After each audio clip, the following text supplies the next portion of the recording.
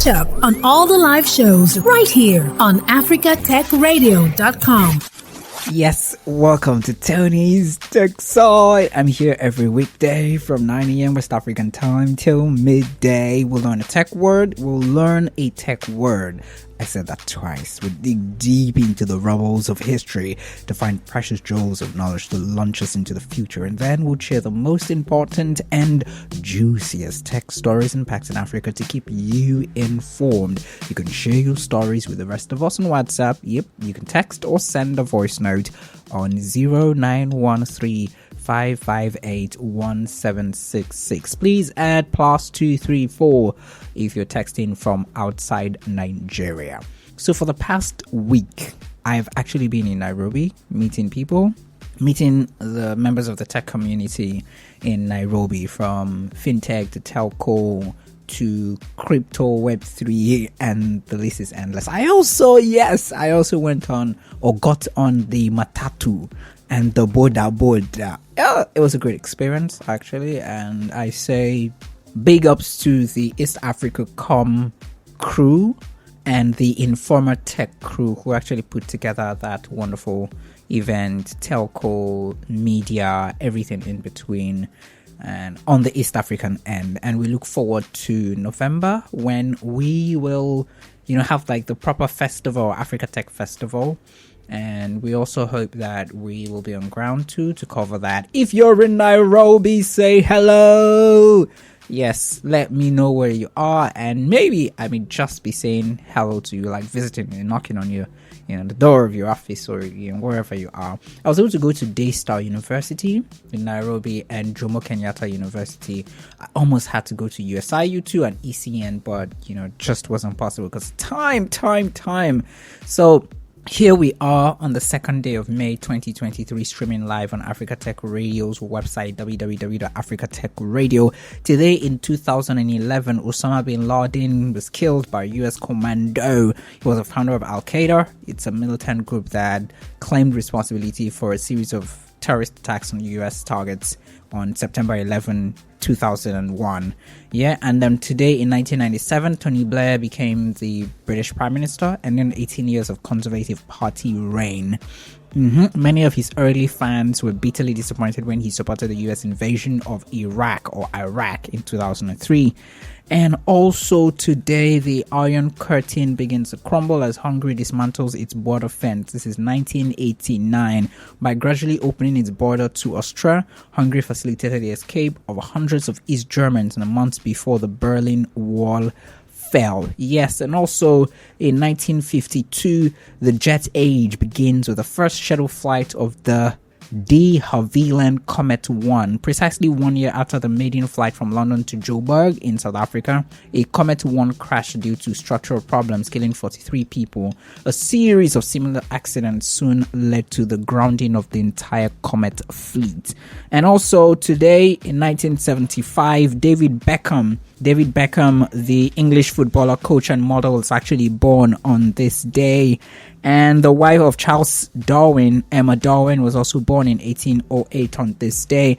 And Leonardo da Vinci, the Italian painter, sculptor, and architect, died in 1519 on this day. Well, what's going to happen next? You never can tell. Abi Kinkwe Rexy. I don't know. Who should I call? Maybe Weezy. What word are we talking about today? What word am I explaining to you, helping you better understand it and not playing hide and seek with it? It's bug. B-U-G. Bug. On September 9th, 1947, an error in the US naval operated Mark II computer was caused by a moth being trapped between two electrical relays, and it created like an error. A certain William Burke, the operator who found it, was so amused that he took the moth and placed it in a logbook with the annotation, "First actual case of bug being found." Well, it was actually meant to be a pun, like a play on word. And it's certainly actually not the first time that the word was used to denote errors. Yeah. So it's just one of the first very funny, amusing, and pun-filled way to describe, one of the first instances of a bug being talked about in computer terms. Now, this logbook rests on display in the National Museum of American History of the Smithsonian Institute with a moth still attached. Maybe that's one of the reasons why we're still having bugs, as right now. It's not clear when the term bug was first used to denote faults in something, but we remember that Thomas Edison, the 19th century inventor, yes, he mentioned it in a certain letter to an associate, that bugs appear later in the invention process and that more time would be required to fix, prior to commercialization of the particular product. So it means it did not just start in 1947 with the US naval operated Mark II computer, which William Burke talked about. No, it started way before. And right now we can't really say, when and how the word was invented or, how it was first used. But in IT right now, a bug refers to an error, any error whatsoever, any fault, any flaw in any computer program or a hardware system. A bug produces unexpected results or causes a system to behave unexpectedly. In short, it is any behavior or result that a program or a system gets that it was not designed to get. That's what a bug is. So whether it's fine or not, as far as it's not what was intended, it's a bug. Simple, right? So it's usually often the goal of any software developer, any designer, to actually produce bug-free work. That's when they tell you this is what it can do, that's what it's gonna do, right? So we will not say, it cooks beans and then it cooks delicious rice. Even if it's delicious rice, as far as it did not cook what we wanted to cook, it's still a bug. Exactly. And some bugs may actually cause trivial inconveniences, like really little, you can just look past it, but others can actually cause big problems for both the developers and the people who are working on that thing, and even for the users. Most times when you see certain things on your app misbehaving, you're like, what's this, and you report it, and after a week or after a few days or after a few hours, they say, we've actually corrected this bug that so person found. Exactly. Anything whatsoever that can cause any kind of harm is a bug. I hope you learned a tech word today, and I hope you can use it the right way. That's why we're here. Thank you very much. Okay, so we start with the news that Flutterwave, Cheaper, Nas Triple Cash, and Della, just three of them actually have, in quotes, lost their horn. Yes, a 2022 African report by CVVC and Standard Bank claims that 50% of Africa's unicorns have lost their status as a privately held startup valued at over $1 billion. So ordinarily, a unicorn is a privately held or owned startup that is valued at over $1 billion. Once you hit the $1 billion mark, man, you have that horn, or unicorn. Well, Flutterwave, Andela, and Triple Cash were excluded from this list of existing African unicorns. However, the report said that InterSwitch, Opay, Wave, and MNT Halan are still unicorns. In February, Egyptian fintech company MNT Halan attained its unicorn status, yes, after raising $400 million at a $1 billion valuation, the first after a 1-year unicorn drought. So all through 2022, we did not have any unicorn. It was really sad, but well, here we go again, February, and they were able to maintain it. The report also added that the Seychelles headquartered blockchain companies KuCoin and Scroll are the new unicorns on the continent. Okay, that takes us to what exactly we're talking about today: the state of adoption of blockchain on the continent of Africa. Yes, you heard me. So in just a few minutes, we will talk about the state of adoption. And we have Mr. Adikpoju, who has worked on a blockchain report on the continent.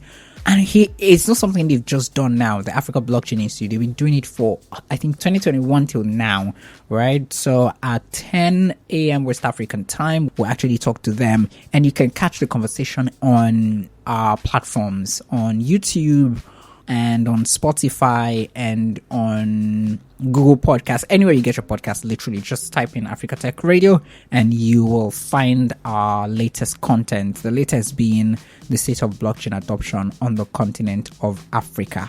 Yup.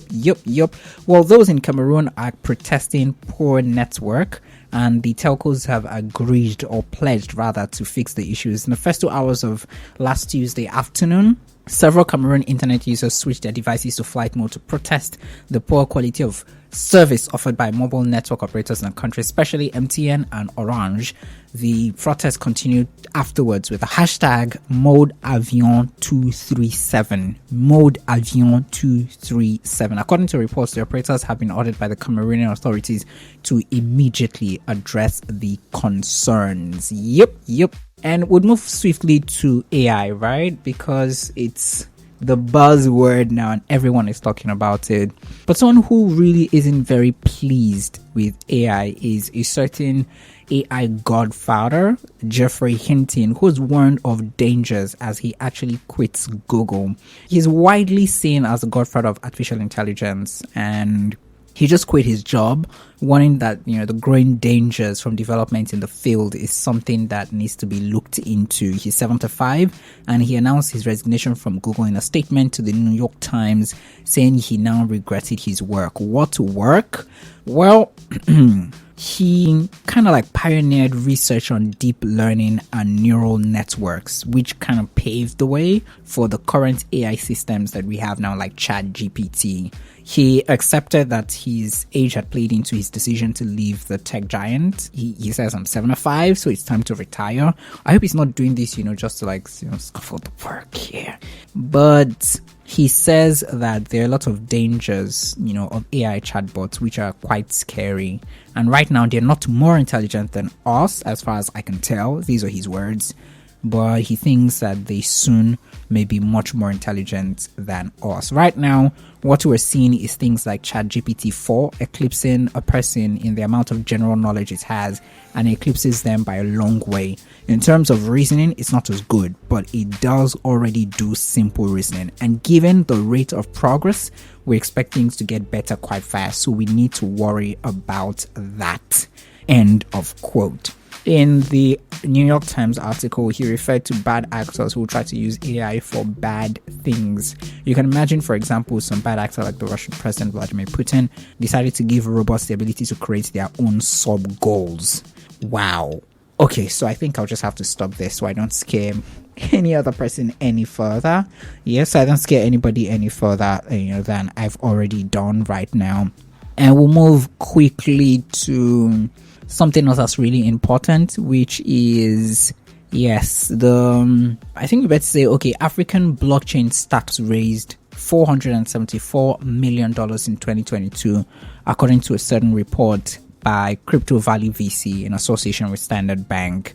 And that's the one I just quoted, which actually talks about the two companies, the KuCoin and the other one, who actually just became unicorns, right, from the blockchain angle. And we haven't even started seeing a lot of uptake in terms of blockchain and the technologies around it, and we have already seen or witnessed a unicorn. So I think that these new technologies, they're important, they're good. It's beautiful to know that we are talking about these things as they are right now in real time. And I think that just like the internet, where everyone was saying, the internet is going to make you brainless.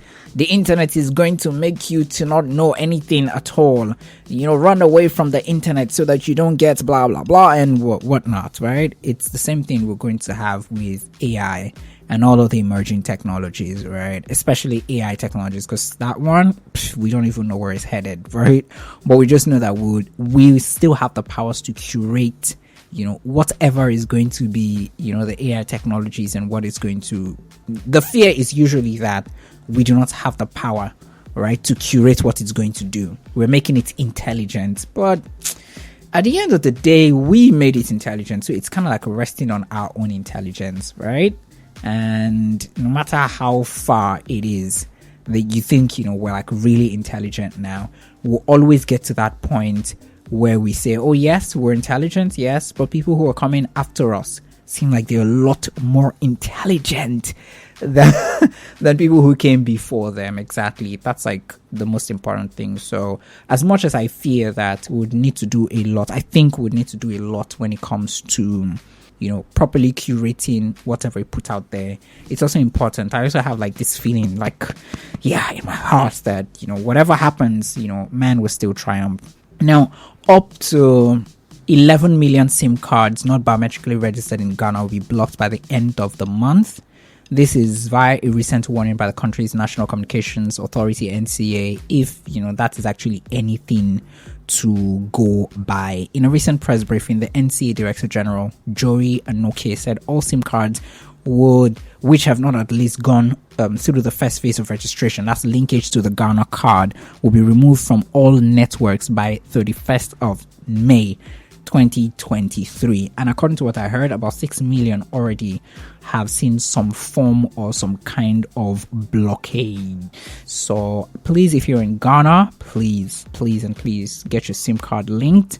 You know, the issues that we brought up when we last had our LinkedIn live event, audio event, you know, about how we're all jumping on all of these things that have to do with, you know, identification, IDs and digital IDs and all. They're real, but I think when we're on the system, it's easier to say, okay, now, since we've already gotten on the system, right? It's easier to now say, oh, yes, you know, we're on the system now. Now let's find a way around the system. The final stuff I'll be sharing today would be the guy who tried to get a US patent on an AI program. Yes.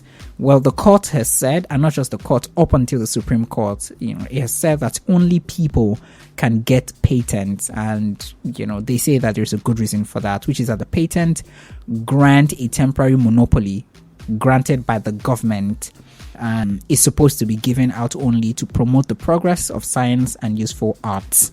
You know, so just like monkeys cannot get a copyright on a photo because it doesn't incentivize the monkey to take more photos, software cannot get patents because it doesn't respond to incentives. Well, this has been an issue, and this is one of the issues we're going to be treating when we have our Press Freedom Day event on the 11th of May 2023.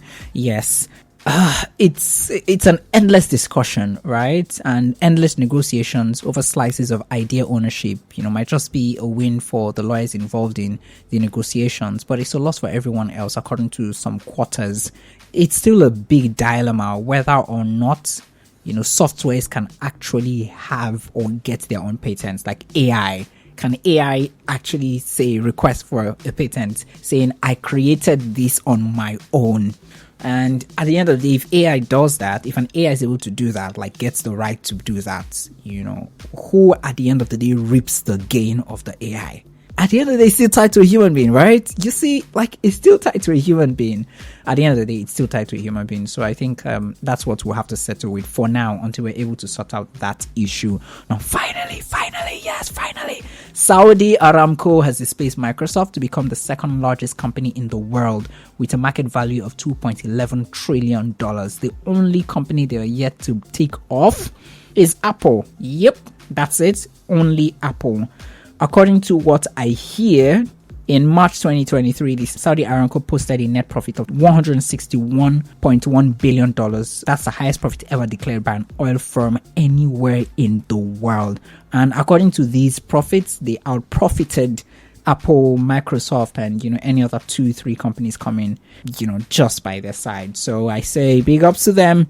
I hope that we can all keep making the world a better place and not just making the money and feeling that, yes, let's just keep getting, you know, the heights we're supposed to get to. So I'll return in a few minutes and we're going to be talking blockchain, the state of blockchain adoption on the continent. And I have a rep from the Africa Blockchain Institute, which worked on a report.